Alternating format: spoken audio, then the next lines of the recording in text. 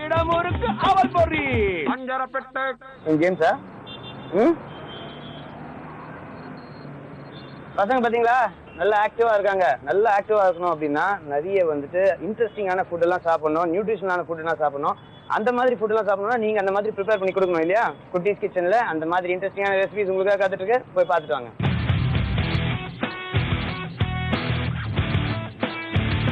வணக்கம், அஞ்சரைப்பெட்டி குட்டீஸ் கிச்சனுக்கு உங்களை வரவேற்கிறேன். என் பேர் சாந்தி. உங்களுக்கு எல்லாம் தெரிஞ்சிருக்கும். நான் பண்ணுற ரெசிபிலாம் நீங்கள் வீட்டில் தயார் செஞ்சு குட்டீஸ்க்கு கொடுக்குறீங்கன்னு நினைக்கிறேன். இன்னைக்கு ஒரு புது ரெசிபி உங்ககிட்ட செஞ்சு காட்ட போகிறேன். அதுக்கு பேர் சேமியா பிரிஞ்சி. பிரிஞ்சினாலே குழந்தைங்களுக்கு நாக்கு எச்சில் கொட்டும் இல்லைங்க. இந்த சேமியா பிரிஞ்சியில் என்னென்ன இன்க்ரீடியன்ட் அப்படிங்கிறத இப்போ நம்ம பார்ப்போம். ஃபஸ்ட்டு சேமியா, புதினா, ஏலக்காய், எண்ணெய், கடுகு, முந்திரி, வெங்காயம், தக்காளி, கொத்தமல்லி, இஞ்சி, பூண்டு, பச்சை மிளகாய், மஞ்சத்தூள், உப்பு, மிளகாய்த்தூள், கேசரி கலர், லவங்கம், பட்டை. இப்போ இது எப்படி தயார் செய்யணும் அப்படிங்கிற விதத்தை நான் உங்களுக்கு சொல்லிக் கொடுக்க போகிறேன். முதல்ல முந்திரி எடுத்துக்கோங்க, அதை வறுத்து வச்சுக்கலாம். சரிங்களா? இப்போ கொஞ்சோண்டு பட்டர் போட்டுக்கலாம். முந்திரியை வறுத்து எடுத்துக்கலாம். கொஞ்சம் கோல்டன் ப்ரௌன் ஆகிற வரைக்கும் வறுக்கணும். இப்போ இதை தனியாக எடுத்து வச்சிடலாம்.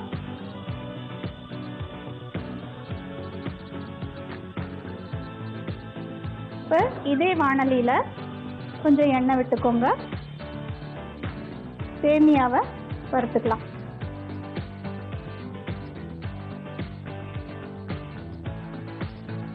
சேமியாவை நல்லா வறுத்துக்கணும். அப்போ தான் அந்த நெய்யோட டேஸ்ட்டு சேமியாவில் போகும். அதனால் நெய் போட்டு நம்ம வறுத்துக்கலாம். இல்லை கொலஸ்ட்ரால் அதிகமாக இருக்குது அப்படின்னா நம்ம எண்ணெயிலேயே வறுத்துக்கலாம். குழந்தைங்களுக்கு நெய்யின்னா ரொம்ப பிடிக்கும். அதனால நெய் சேர்த்துக்கலாம். நல்லா குழந்தைங்களுக்காக நம்ம நெய்யே சேர்த்துக்கலாம். நெக்ஸ்ட்டு ஸ்டவ் ஆஃப் பண்ணிடுறேன். இது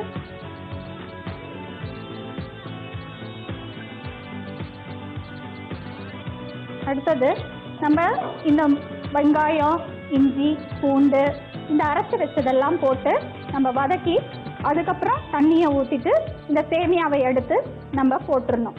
ஸோ இப்போ ஃபஸ்ட்டு வாணலி ஆன் பண்ணிக்கிறேன். சூடானதும் கொஞ்சோண்டு எண்ணெய்,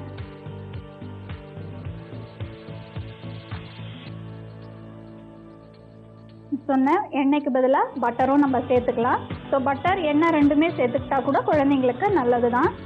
இப்போது ஃபஸ்ட்டு லவங்கம், அப்புறம் பட்டை, அப்புறம் ஏலக்காய், இப்போ வெங்காயம். கொஞ்சமாக வெங்காயத்தை போட்டுக்கோங்க.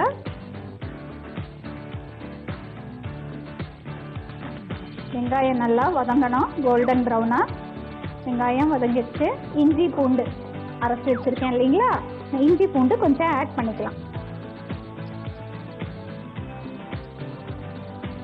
இஞ்சி பூண்டு போட்டதும் அந்த பச்சை வாசனை போகணும். பச்சை வாசனை போகிற வரைக்கும் வதங்கணும். இஞ்சி பூண்டெல்லாம் வாய்வுக்கு ரொம்ப நல்லது, வாய்வு தட்டும். அதனால் அடிக்கடி நம்ம இந்த மாதிரி ரெசிபீஸ்லாம் பண்ணும்போது கொஞ்சம் இஞ்சி பூண்டு இதெல்லாம் ஆட் பண்ணிக்கலாம். புதினா, கொத்தமல்லி இதெல்லாம் ரொம்ப நல்லது உடம்புக்கு, ஆட் பண்ணிக்கலாம். இப்போது இந்த கொத்தமல்லி ஆட் பண்ணிக்கிறோம். கொத்தமல்லி விழுது அரிஞ்சு வச்சுருக்கிறது, பச்சை மிளகாய் அரைச்சது இது கொஞ்சம், இது புதினா,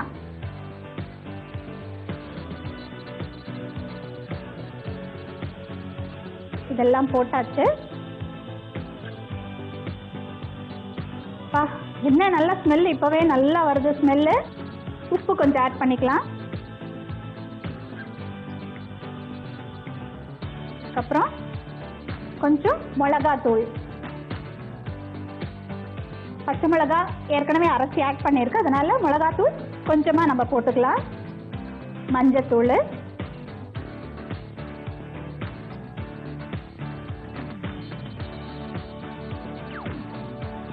மஞ்சத்தூள் வந்து ரொம்ப நல்லது, ஒரு கிருமி நாசினி.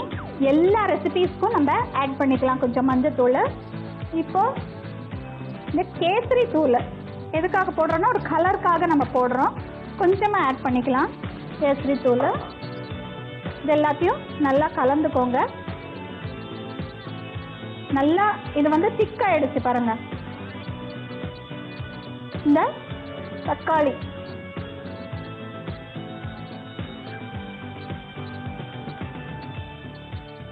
தக்காளி நல்லா வதங்கணும். இதெல்லாம் சேர்ந்தாலே ஒரு நல்ல டேஸ்ட் கொடுக்கும். நல்ல வாசனையே ரொம்ப நல்லா இருக்குது. இப்போ சாப்பிட்டோன்னா இன்னும் எவ்வளோ நல்லா இருக்கும்.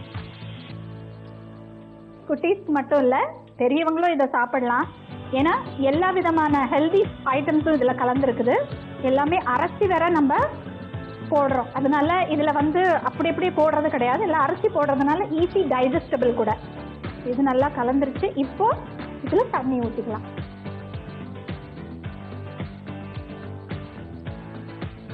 இந்த தண்ணி வந்து கொதிக்கும் போது நம்ம இந்த சேமியா வறுத்து வச்சுருக்கோம் இல்லைங்களா, இதை நம்ம இதில் போட்டுருந்தோம். கொஞ்ச நேரம் கொதிக்கிட்டு தண்ணி கொதிச்சிட்டு இருக்கு. இந்த வறுத்த சேமியாவை இதில் போட்டுடலாம்.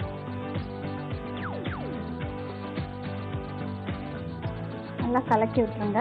இந்த மாதிரி பிரிஞ்சி வந்து நம்ம ரைஸில் தான் அடிக்கடி பண்ணுவோம். சேமியா வந்து ஒரு டிஃப்ரெண்ட்டான ரெசிபி. இதில் கூட நீங்கள் ட்ரை பண்ணி பார்க்கலாம். சேமியா அதுவும் ஈஸியாக முடிகிற வேலை. ரைஸ்ன்னா உங்களுக்கு குக்கரில் வைக்கணும், இதெல்லாம் இன்க்ரீடியன்ட்ஸ் இதெல்லாம் பண்ணணும், அரைக்கணும், நிறைய வேலைங்க இருக்குது. சேமியானா டக்குன்னு நம்மளுக்கு வெந்துடும், ஈஸியாகவும் இருக்கும். ஸோ இந்த ரெசிபியை நீங்கள் வீட்டில் ட்ரை பண்ணி பார்த்துட்டு குழந்தைங்களுக்கு நீங்கள் கொடுங்க. டிஃப்ரெண்ட் டேஸ்ட்டு, டிஃப்ரெண்ட்டாக இருக்கும். ஃப்ளேவரு, லவங்கம், பட்டை, ஏலக்காய், கேசரி கலரு இதெல்லாம் போட்டிருக்கோம் நம்ம. நிச்சயமாக டிஃப்ரெண்ட்டாக இருக்கும், டேஸ்ட்டும் நல்லாயிருக்கும், ஹெல்தி கூட. இந்த முந்திரி இருக்குது இல்லைங்களா, வறுத்து வச்சுருக்கோம். இந்த முந்திரியை மேலே தூவிடலாம்.